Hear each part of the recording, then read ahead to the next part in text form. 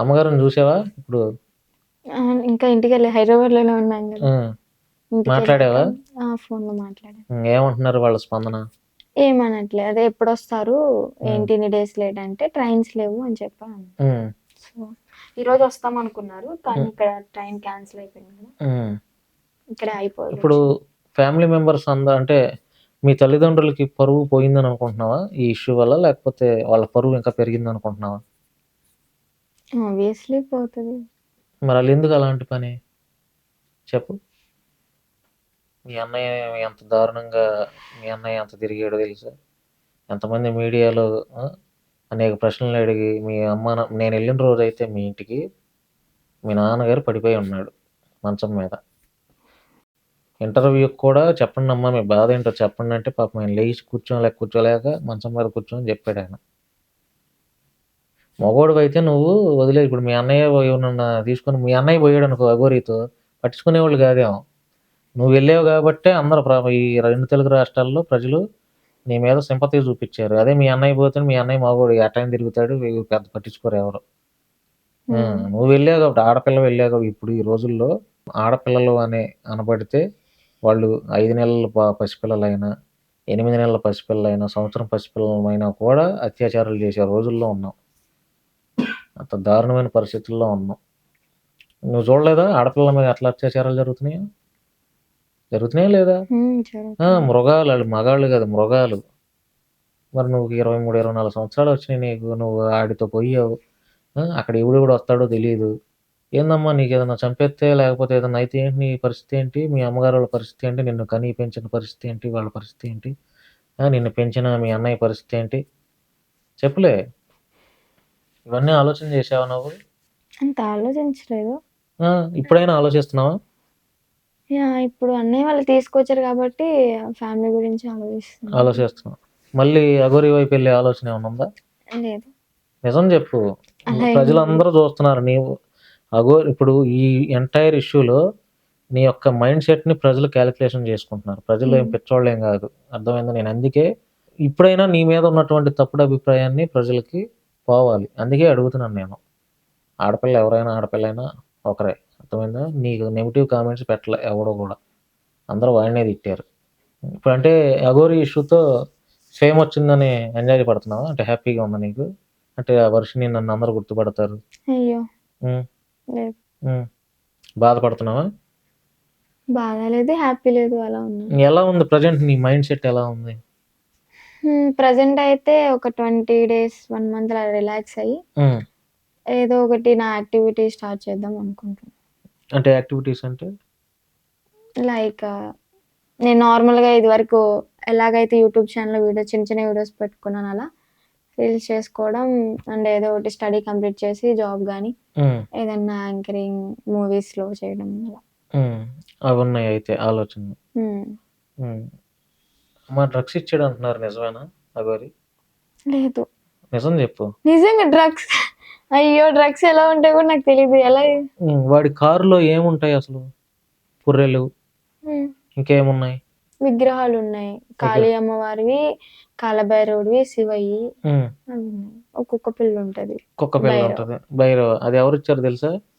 ఈ 9,40,80,000 ఇచ్చారు చూసావా? మోసం చేశాడు డబ్బులు తీసుకొని. ఓకే. ఆవిడిచ్చింది ఆ కుక్క పిల్ల. తెలుసా నీకు మరి ఇది? ఆ కుక్క పిల్ల ఎక్కడదని చెప్పుంటాడు నీకు? ఫారెన్ నుంచి వచ్చింది. అబద్ధం. మరి నీవు అంత నమ్మావు కదా! మరి నీకు నిజం చెప్పాలిగా? ఆ కుక్క పిల్లనిచ్చింది హైదరాబాద్‌లో ఉన్నటువంటి ఒక ఫిల్మ్ రంగానికి సంబంధించినటువంటి ఒక లేడీ. ఆవిడ పేరు అవసరం లేదనుకో. ఆవిడిచ్చింది. గిఫ్ట్‌గా ఇచ్చింది. మరి నీకు అంటే గిఫ్ట్‌గా ఇచ్చారని చెప్పారు. మరి నీకు నిజం చెప్పాలిగా? ఇచ్చారు. ఈ పర్సన్ ఇచ్చారని లేదు. గిఫ్ట్ వచ్చింది. ఫారెన్ నుంచి వాళ్ళు తెప్పించి నాకు ఇచ్చారని చెప్పి. ఇది ఫారెన్ నుంచి వచ్చింది అని. ఆమె తెప్పించుకుంది అని చెప్పలేదు నాకు ఎప్పుడు. ఫారెన్ నుంచి వచ్చింది వాళ్ళు నాకు గిఫ్ట్ ఇచ్చారు అని చెప్పారు. వెనక కారులో డిక్కీలో ఏముంటాయమ్మా? ఏం చూసావు కారులో? సామాను ఉంటాయి. అదే బట్టలు గానీ అలాంటివి. బట్టలు వేసుకుంటాడా? అంటే శారీ బ్లాక్ కలర్‌వి క్లాత్స్. కార్‌ది పట్టా ఉంటది. పట్ట. ఇంకా వంటకు సంబంధించి గానీ? వంటకు సంబంధించి లేదు. ఏం లేదు. గ్యాస్ పొయ్యి. మొన్నే నేను వెళ్ళినప్పుడే ఒక 2 గిన్నెలు అంటే అన్నం రైస్ అక్కడ నార్త్ సైడ్ పడదు కదా! రైస్ వండుకొని ఏదో ఒక పికిల్ కొనుక్కున్నాము. ఏం pickle? Mango pickle. Mango pickle. Rice లో పికిల్ వేసుకొని తినొచ్చు అని అలాగ కొనుక్కున్నాం. ఒక్కసారి వండుకున్నాం. తర్వాత అవసరం రాలేదు. ఎన్ని రోజులు ప్రయాణం చేసావు ఈ అఘోరీతో, శ్రీనివాస్తో? 12 to 15 days. 15 days. 15 daysలో మీ తల్లిదండ్రులు మర్చిపోయావు? అంటే గుర్తు రాలేదా? అంటే అమ్మతో మాట్లాడుతున్నాను. మాట్లాడుతున్నావు. వీడియో కాల్ కూడా మాట్లాడాను అమ్మ. అన్నయ్యతో నాన్నతో కోపంలో ఉన్నానని వాళ్ళతో మాట్లాడలే. అమ్మతో అయితే మాట్లాడాను. ఏమంటుంది అమ్మ? వచ్చేయందా?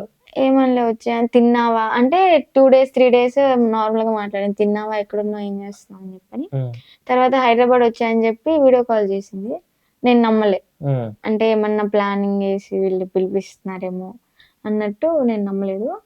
తర్వాత నేను సరే వెళ్ళిపోతున్నారు రిటర్న్ అని చెప్పని విజయవాడ ఇంటికి వచ్చేసాను అని చెప్పింది. స్మోకింగ్ హ్యాబిట్ ఉందా? లేదు. లేదు. డ్రింకింగ్ కానీ ఏం లేదు. మూవీస్ చూస్తావా?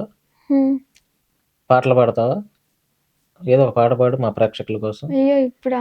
పాడు, తప్పేముంది, పాడు. తెలియాలిగా వర్షిణిలో కూడా ఈ టాలెంట్ కూడా ఉంది. మల్టీ టాలెంటెడ్ అనుకుంటారు. తప్పేముంది, పాడు మా శశి టీవీ ప్రేక్షకులకి. ఇప్పుడు సడన్ గా అడిగితే నీకు వచ్చిన పాట, నువ్వు అమ్మ పాట పాడతావా, జోల పాట పాడతావా, నాన్న పాట అలాంటి పాడతావా? పాటలు రా. ఏ పాట అయినా సరే పాడు. ఏం పాట పాడతావు? నాకు ఇష్టమైన నీకు ఇష్టమైన మూవీ నుంచి పాడు.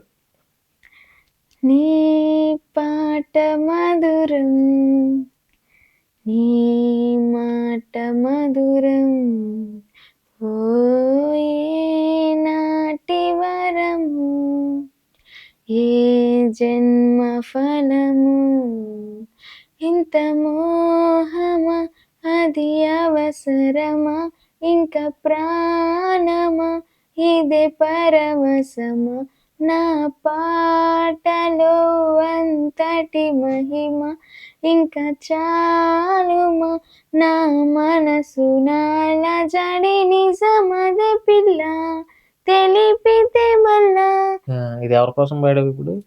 ఇది నా ఫస్ట్ నుంచి ఇంట్లో అడిగినా కూడా చెప్తారు. ఎప్పటి నుంచి నాకు 3 మూవీలో సాంగ్స్ అంటే ఇష్టం. నా ఫస్ట్ కవర్ సాంగ్ కూడా 3 మూవీలో సాంగే చేశాను. కవర్ సాంగ్ కూడా చేసావు అంటే డాన్స్ ఇవన్నీ చేస్తూ. ఎప్పుడు ఇది? Short films. అఘోరి కోసం పాడలేదు ఈ పాట? నాకు ఈ మూవీలో సాంగ్స్ ఫస్ట్ నుంచి ఇష్టం. ఇవే కొంచెం సడన్ గా అడిగితే ఇవే వస్తాయి. అమ్మా, ఇప్పుడు అఘోరి గారు మళ్ళీ వస్తానంటున్నాడు నీ దగ్గరికి. అంటే అవి నేను చూడలేదు కదండి. వస్తే ఏం చేస్తావు? నా దగ్గరికి డైరెక్ట్ గా వస్తే ఏముంది, ఒకేలా వస్తే చెప్తున్నాను. అడిగితే ఓకే నేను రాను, ఇలాగే నా ఫ్యామిలీతోనే ఉంటానని చెప్తాను.